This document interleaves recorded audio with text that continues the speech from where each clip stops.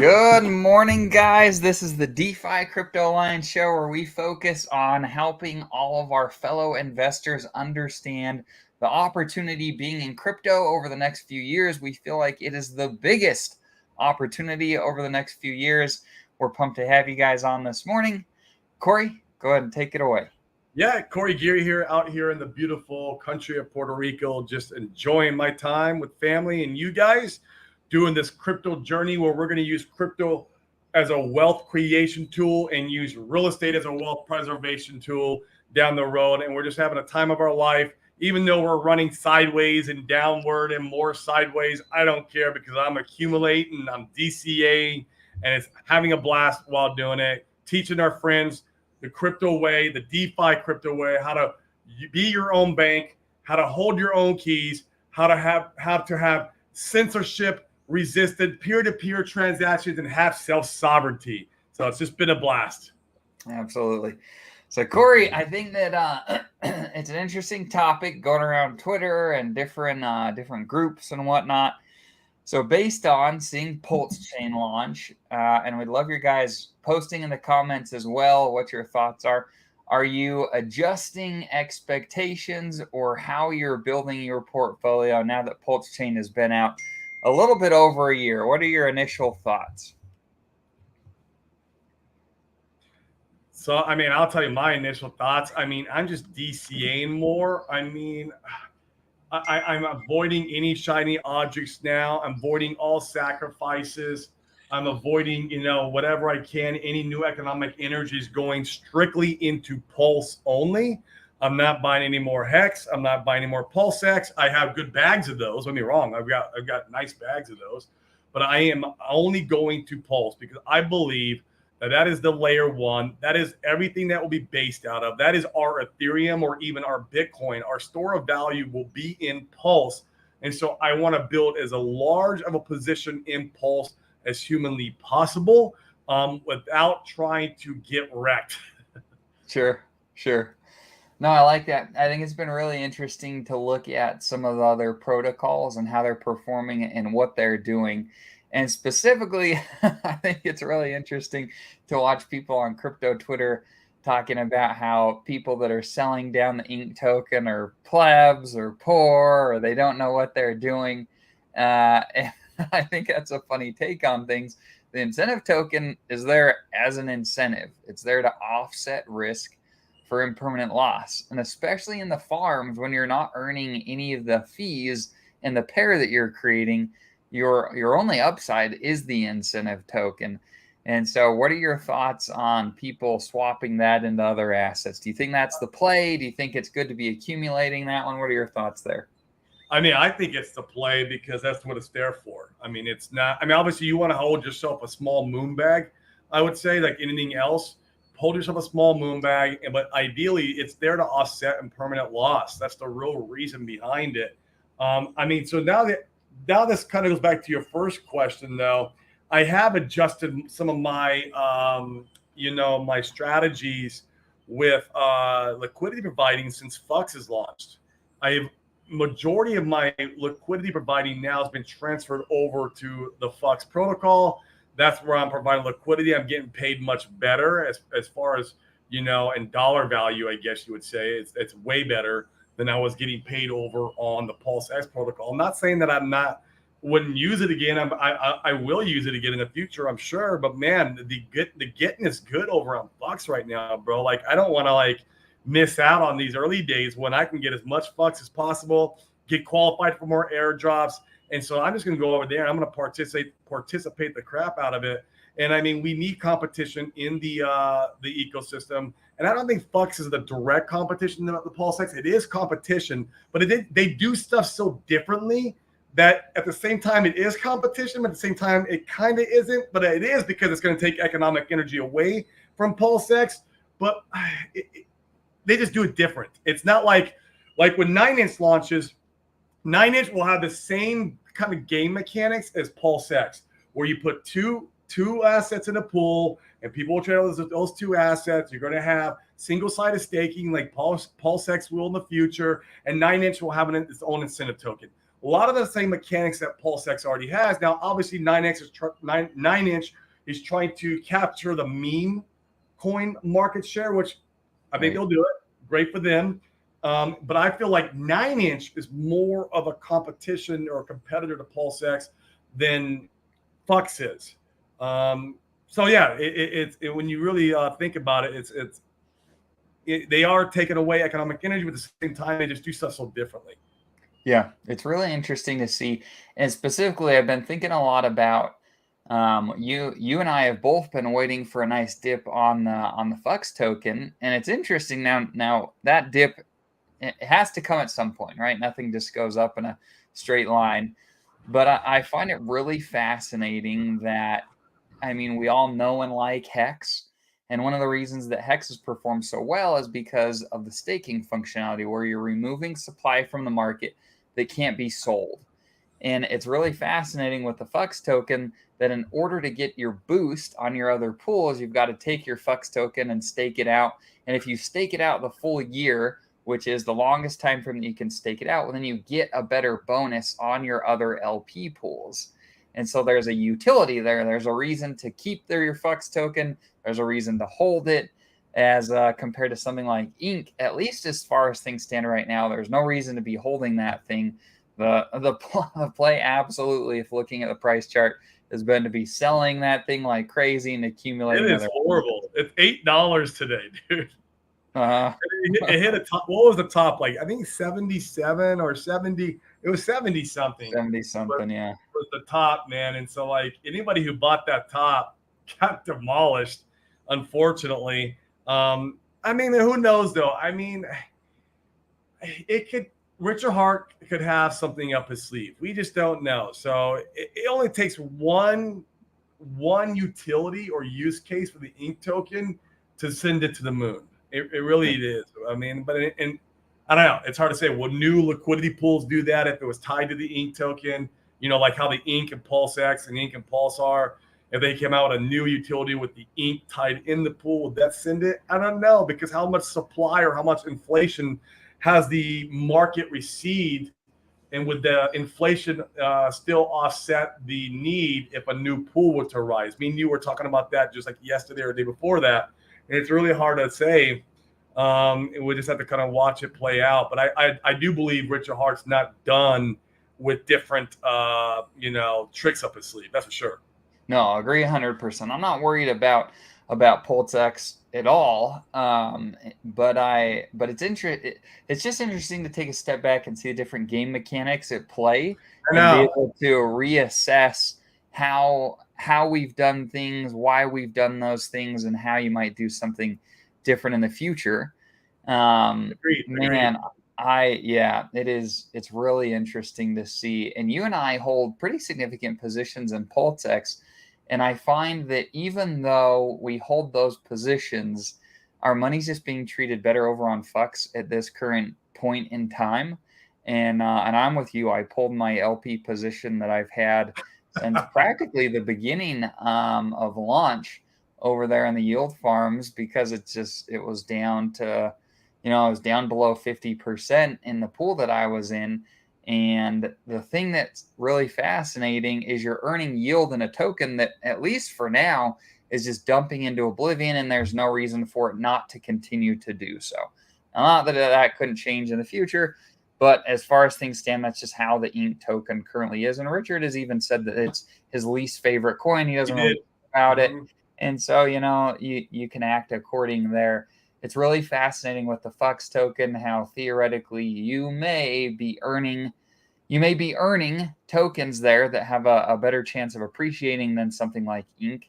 And I think that was a big factor in my decision making and pivoting and rotating over there. At least for the short term. Like we can't tell, we can't read the future, but definitely in the short term, I agree with that sentiment 100%. Right. Yeah. Agreed. Yeah, that's interesting. We got some good comments. Yeah, EP says agree. I wish I would have gone much harder in Pulse from the start. Now, Corey, and to this point, have you seen the charts? I wish I don't have them pulled up, but it's interesting to see that PHEX and Pulse are gaining on Pulsex and Ink right now.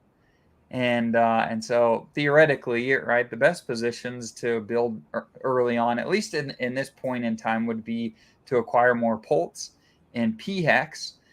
Do you think that that will continue? Do you think that pricing will continue to play out like that in this market cycle? What are your thoughts there, Corey? I don't. I think when the single-sided staking comes out, the whole mechanics of everything changes. I think it changes tremendously. I think Pulsex will see a nice rise, and I mean, it's going to pump, in my opinion. I think. Remember when Ink? It's going to be like when Ink.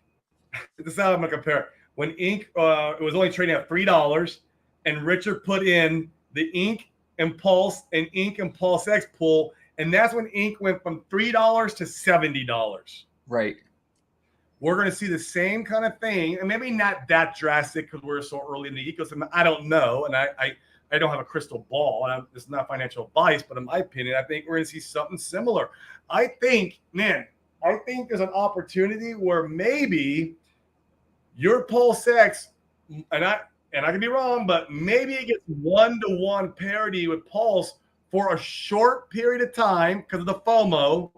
You might be able to do some legendary swapping at that time, and then the FOMO is going to wear off, and Pulsex will drift back down to a 2-to-1 or 2.5-to-1, and then you can come back, get your Pulsex back, and have a bigger bag of Pulse for doing that. Now, that's a degen play, but it could work. It could happen. The one I like that idea a lot. I think the one caveat there is I think that the ink mechanic would have been very different if there would have been a sacrifice and the ink would have been handed out at launch already.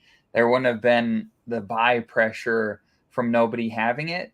And so it'll be good point. Yeah.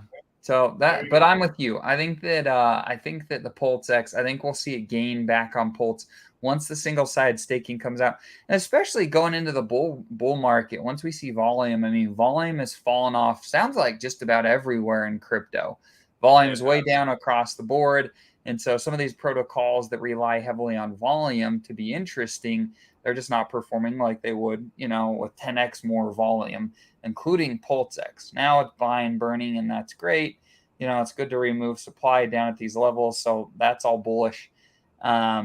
But man, I thought that the buy and burn would have a greater impact here earlier on, and it's interesting to watch that and see that it's not that strong of an impact as we currently see. Well, I mean, all it means is that the sell pressure is greater than the buy and burn pressure. That's all it means, is that people are selling into that buy and burn pressure, and eventually that's going to give out. It will, the sellers get exhausted, right? And when the sellers get exhausted, that's when you see kind of the spring effect.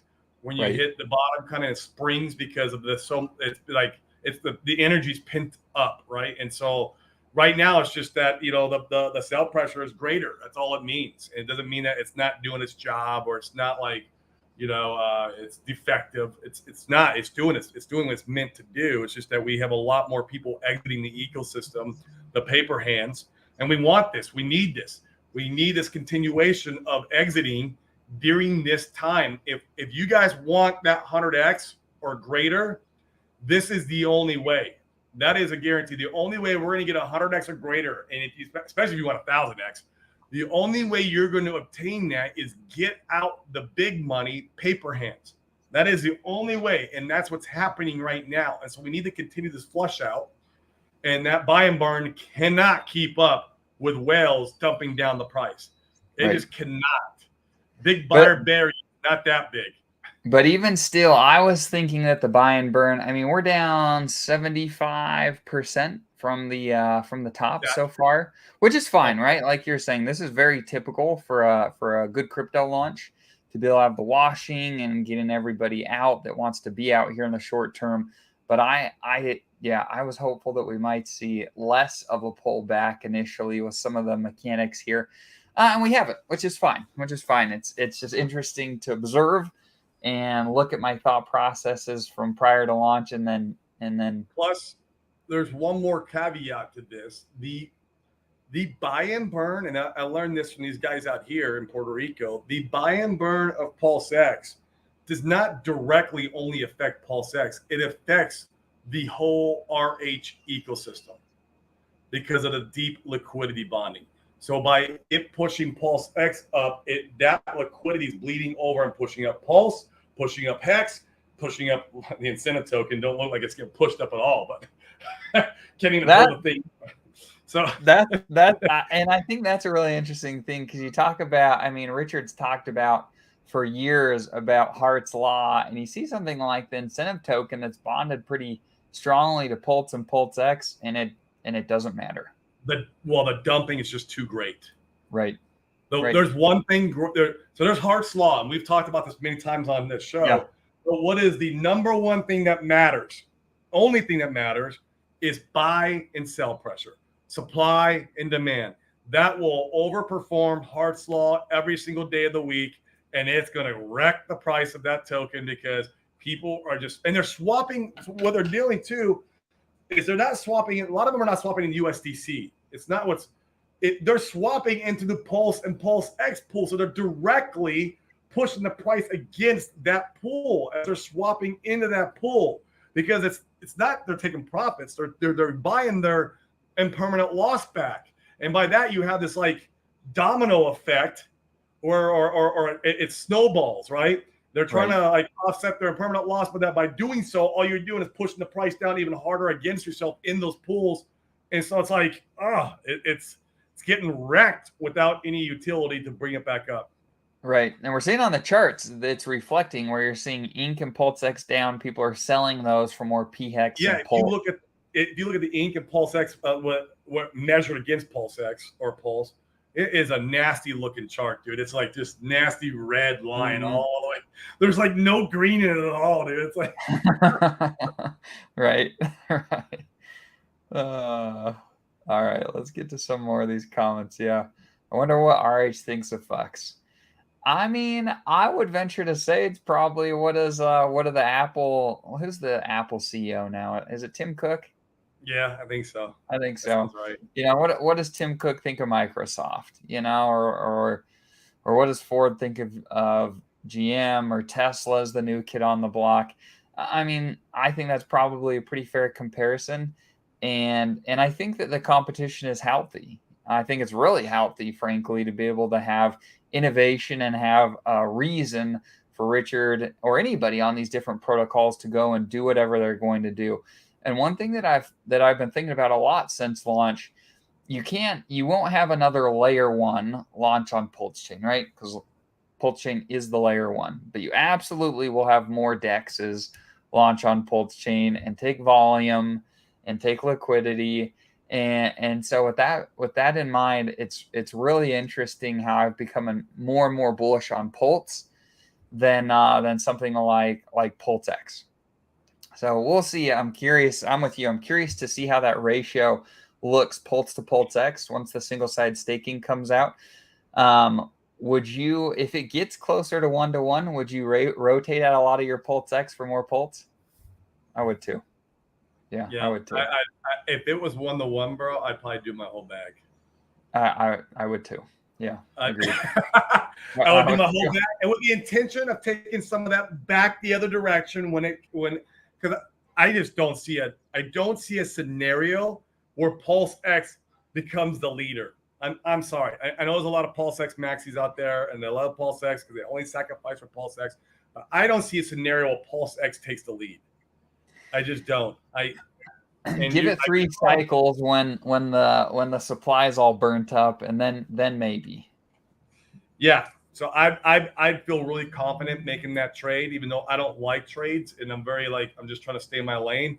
But like that trade there, man.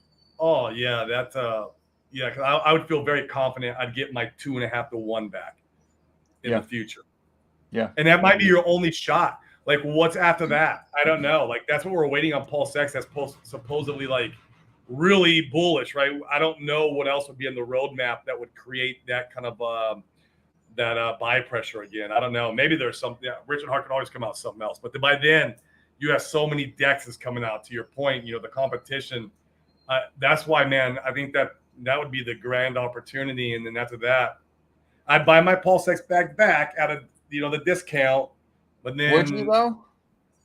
at At that point, some of why? it, I definitely would some of it. I Why? definitely. You can go take your pulse and validate and make yield just fine. I know I'm loving my validators. I'm loving my validators, man. It's a beautiful thing. I check it like every 15 minutes. I'm obsessed. It's interesting to weigh. It's really interesting. Well, the single-sided staking, Dane, I can make passive income there. Yeah, I want some of my Pulsex back for that. I want to play but that game. but to the thought process of that we talked about earlier, you're theoretically going to be earning yield in tokens that people are going to be dumping. Yeah, Whereas with something like Pulse, you could be earning yield in something that you believe in long term. I think there's a lot to be said about that. there is. I agree. It's I interesting to agree. consider. I would feel pretty comfy rotating. For me, we don't need to get back, or we don't need to get 1-to-1 for me to be fairly comfortable rotating out of my Pulse X for Pulse. If we get closer back to the 2-to-1, or even a little bit more inside that 1 point, 1.5-to-1, I'd feel I pretty would feel comfy good about rotating out. 1.5, Yeah, especially like if you saw the. It's all about like timing or sentiment. There we go. It's all about sentiment. Like you see Richard Hart launch single-sided staking, right? And it's been a few days. You follow the law of meme coins, right? You're like 6 days in, and you got it hit the 1.5-to-1. And you see all these green candles against Pulse. Yeah, you might be at a top, right? Depending on what the sentiment on Twitter is, and you can kind of get a feel. Yeah, 1.5-to-1. I'd probably do it too. yeah, yeah. Agreed. Yeah. In fact, I'm curious. Let's look at the well, let's look at the law of meme coins on the ink token. I actually think that played out pretty accurately there. Boy, it plays out on majority of cryptos. It's really funny. It's Uh, I I don't feel as confident in that idea. I've I seen mean, every price chart I see the law memes in it. They but all anybody can they say that, all do oh, that. like sell a day or two or 6 days after all. I mean, but then Well, you've you seen sell on a 2x, you get your position back, and sure, then you sell on a 5x, and then you wait 6 days and you exit your position between 5 and 6 days. That's the sure, law of meme coins. sure. So you're doing it, strategically. But I swear, man, all price charts look like this when they launch, It's especially the pretty bear market. It might yeah, change the rule. especially in the bear market. I think They that's all key. do this, man. I mean, look at Hedron, look at Icosa, just look at all of them. They all do it, except for But Fox. yeah, that's what I'm saying. There's some Except for exceptions to the Fox. rule. It's really interesting to watch. But sure enough, yeah, I mean, and you start counting the days, if I'm not mistaken, once it's kind of found a bottom, don't you? Or do you start it right from launch? You started from launch, I think. Okay, so we go 1, 2, 3. I mean, fourth day, you're up here. Fifth day, you're up here. Sixth day. I mean, seventh day was the top on the ink chart. It's pretty Right. interesting.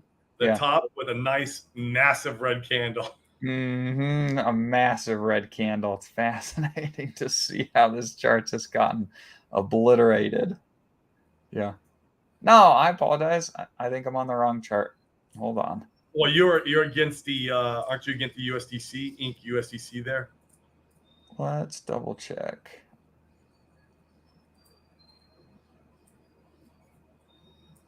There we go. This is the right one. Okay, we're on the daily. 1, 2, 3, 4. So this was the fifth day, the sixth day. Either So way, yeah, you notice how both charts yeah. that you're looking at did it? You what? Both charts you looked at follow the law of meme coins. Yeah, it's interesting to consider. Yeah, 1, 2, 3, 4, 5, 6. So you really had like six on the sixth, seventh, and eighth days are the days you could have gotten out at or very near the top. Mm-hmm. I mean, we could look at all the charts. It's interesting to consider. Let's see if Pulsechain and Pulsex followed that same pattern. I think they did. Pulsex. 1, 2, 3, 4, 5. Yeah, 7 days. It's kind of funny, right? Pulse is probably the same. It's kind of funny. It is. I'm telling you, my man B Roots knows what he's talking about. Let's go to the daily. 1, 2, 3, 4, 5. Yeah, 6. 6, 7, 6, 7, 8. You had the opportunity to get out at the top. Mm-hmm. Jeez. What about P-Hex? Because P-Hex has been around. People got a free copy. A little bit different dynamics going on there. Let's see if this one did the same. Go the daily. 1, 2, 3, 4, 5, 6. Look at that. That is really fascinating. Huh. It's a Are you lot of meme coins. are Yeah. you confident enough in this that you would do it on your stuff moving forward that you're buying? It depends on the protocol. If it's a protocol that I'm like really in love with, I would only do it a small portion of my bag, so I don't want to get left behind and be wrong.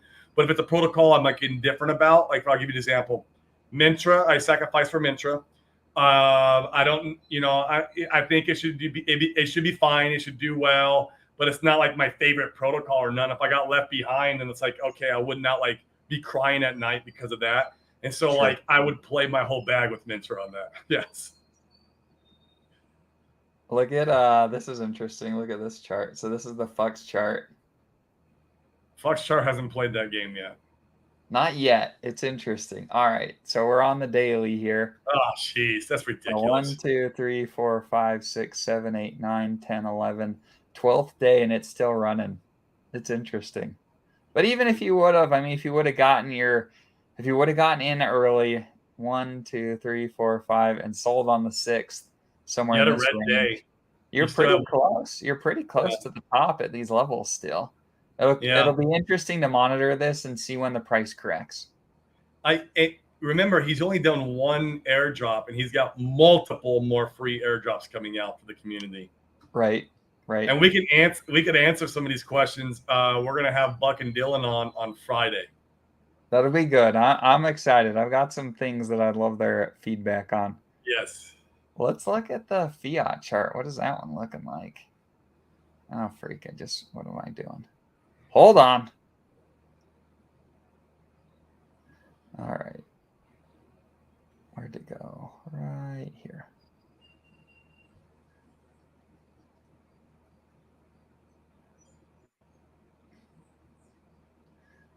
All right, here's the daily. 1, 2, 3, 4. So this one didn't play out to 6, which is fun. Kind of like you're saying, it's you sell on a double or a triple. It's like a double, triple, and then 5. You do a 5x, and then you wait for your 6th day.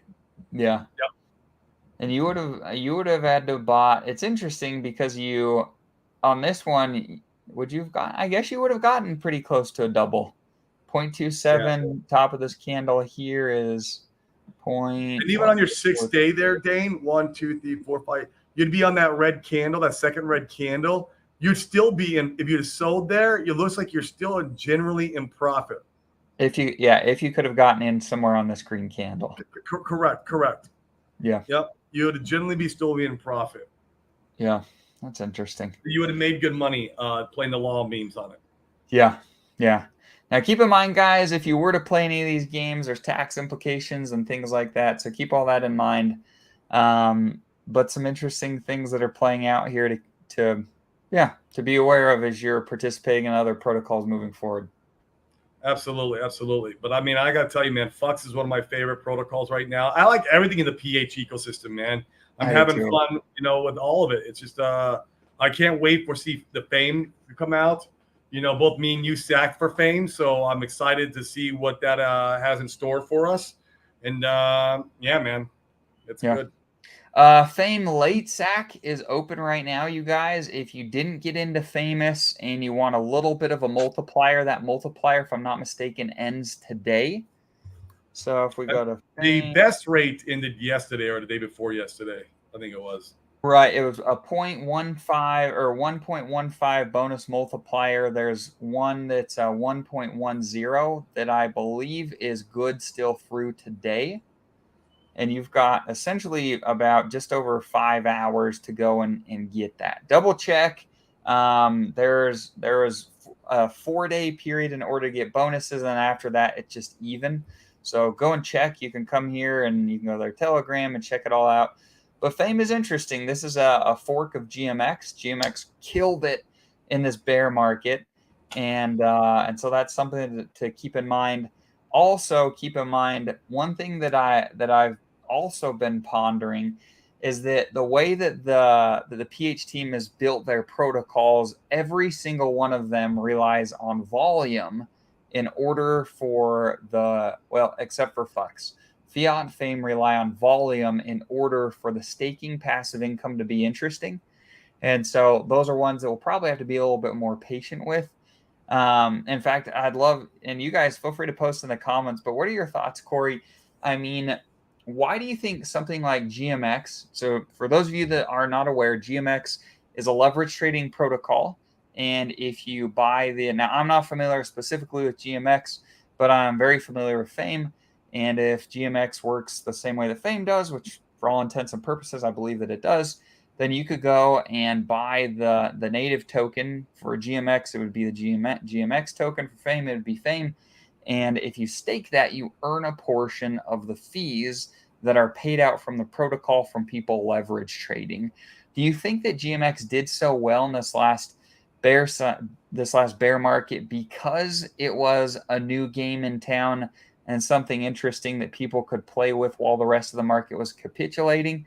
Why do you think that it may have that's the conclusion that I'm coming to? I'm trying to think of other reasons that it may have done well and how we could try to extrapolate some of those out to Fame. That too, Dane, but I think also because even in the bear market, traders beat traders. Mm-hmm. Like you have traders in there trying to trade. They're being bearish in their trades. And so you have people, a lot of shorting. You know, shorting is going to always exist in a bear market. And I think that might be why it did so well, because it brings to crypto what Legacy has, you know, the capability of shorting with leverage, because that's been around a long time. And because in a bear market, that's how you can hedge your position. And these are financial instruments that a more sophisticated type investor uses. And so that's why I think it did well too. And yeah, you're right. There's obviously something to be said about the new shiny object, right? People flock to that. So yeah, that's between the two of them, man. And they're earning passive income. And if it's a lot of passive income, that snowballs, right? It's a snowball effect. People are going to crowd in there to get that passive income. And that also helps pump the price of the native token. Right. Absolutely. Now, it's fascinating right now from what I've heard. I haven't done a ton of digging into this, but it sounds like volume, even on places like GMX, have really gone down substantially.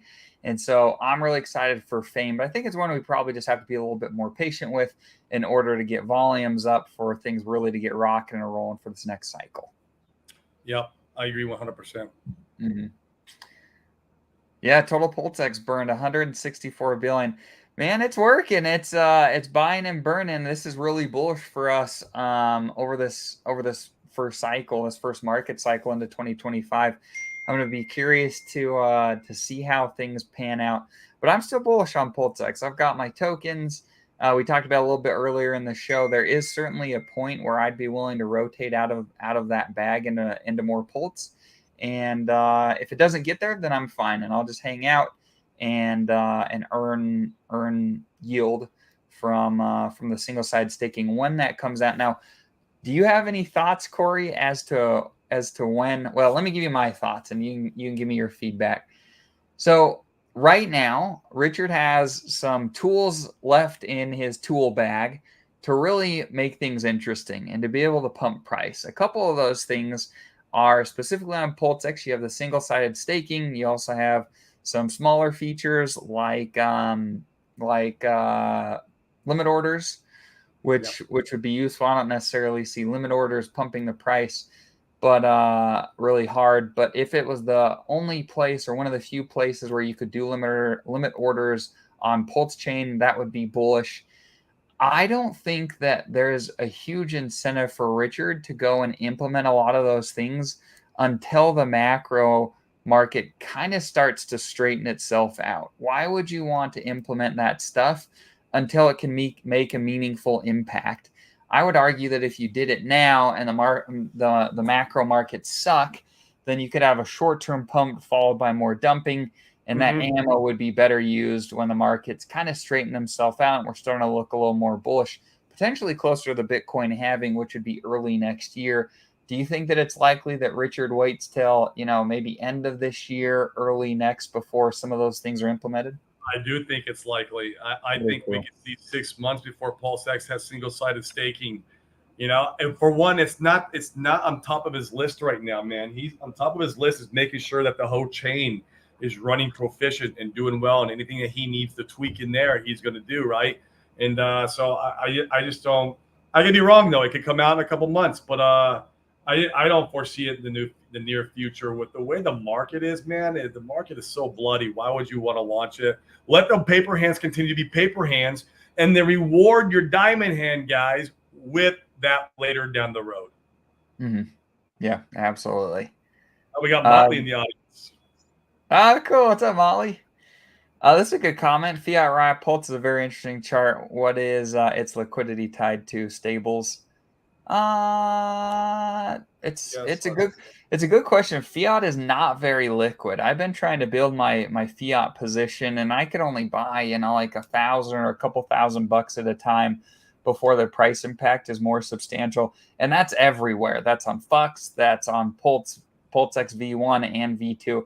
It's not very liquid right now, and so I'm really excited about fiat, and in fact, I'm considering maybe building that position. I'm pretty happy with the position that I've built.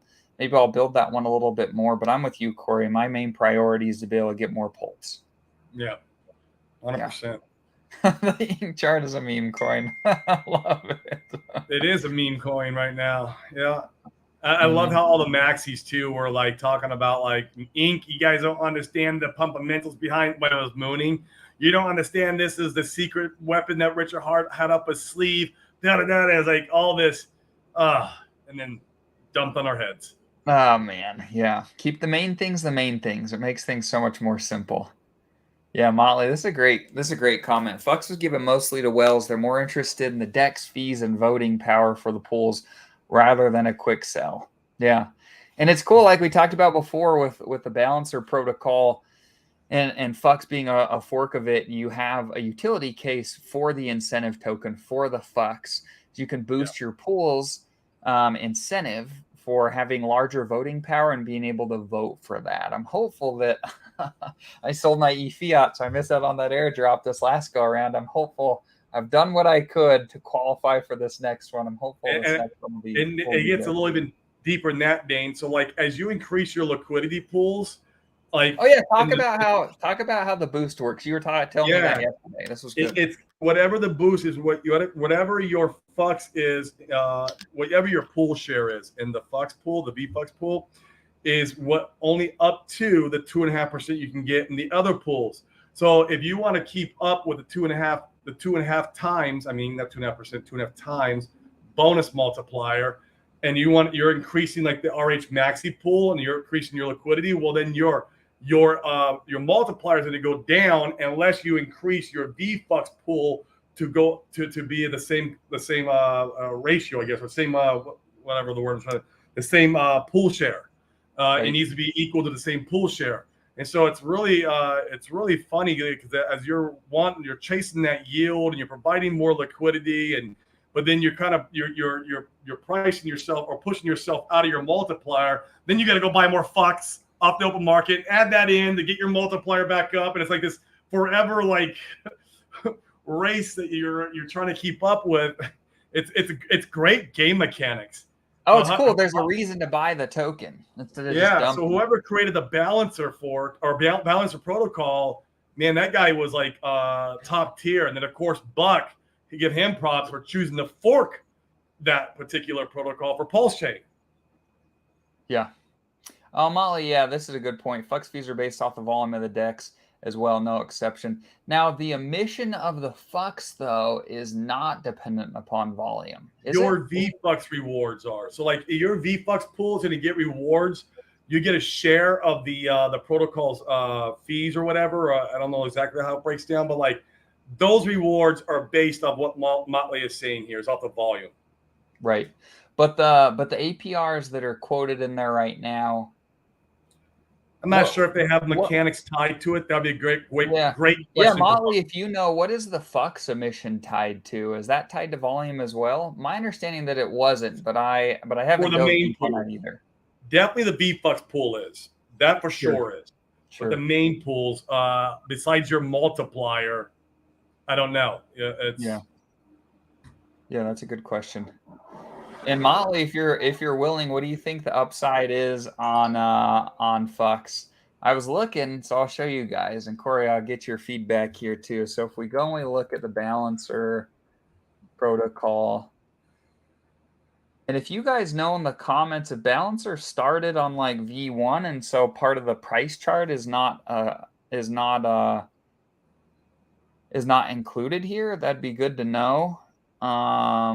But the price chart isn't crazy. Let me show you.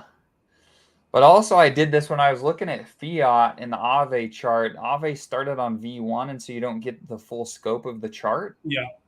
And so I wonder if It was called balancer. like DeFi Lend or something like that initially.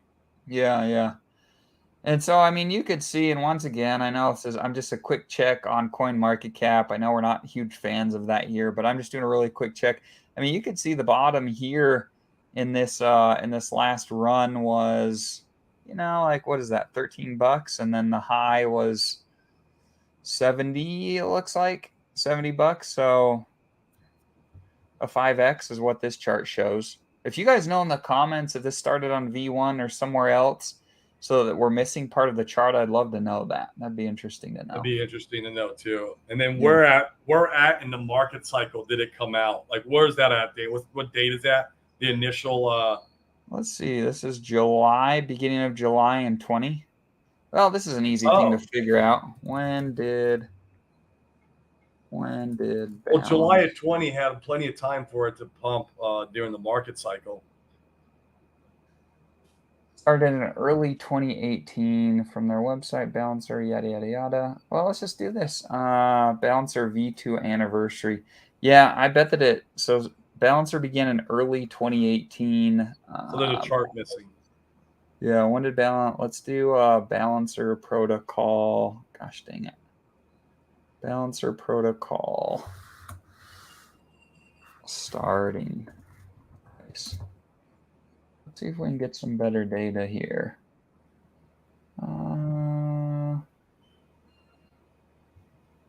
It doesn't look like there's an easy, quick, and dirty, this is what price started at.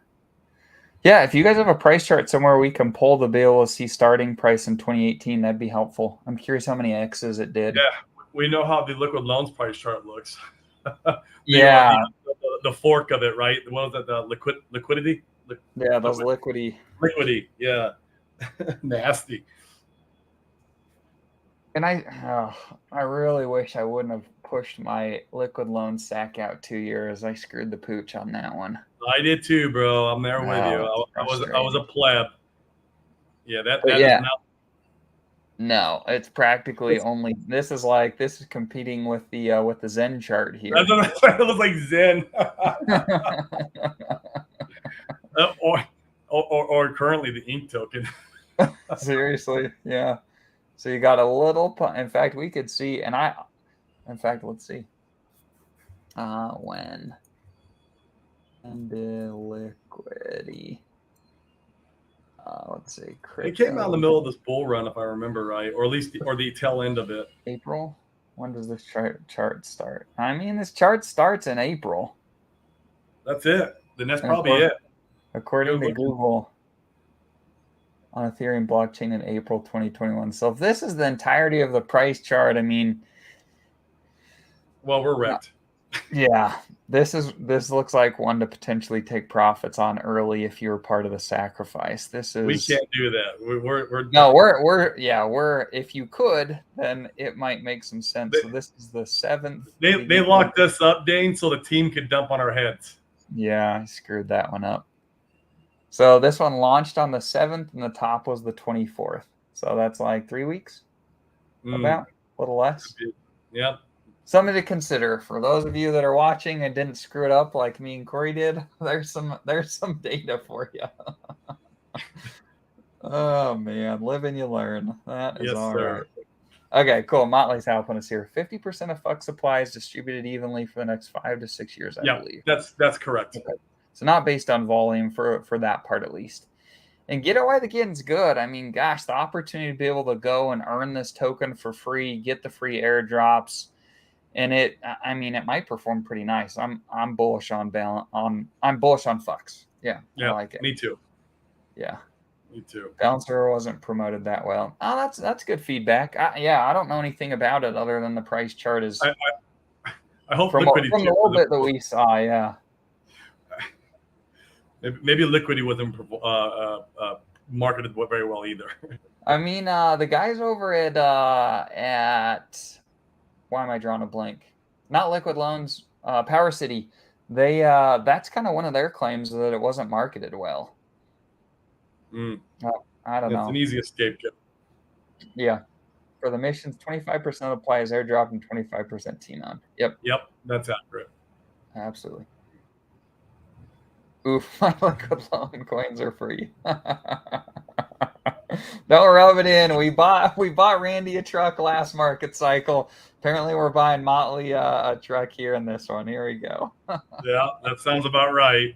Yep. Motley can give me a ride in this truck, all right, that I'm about to buy you. Right.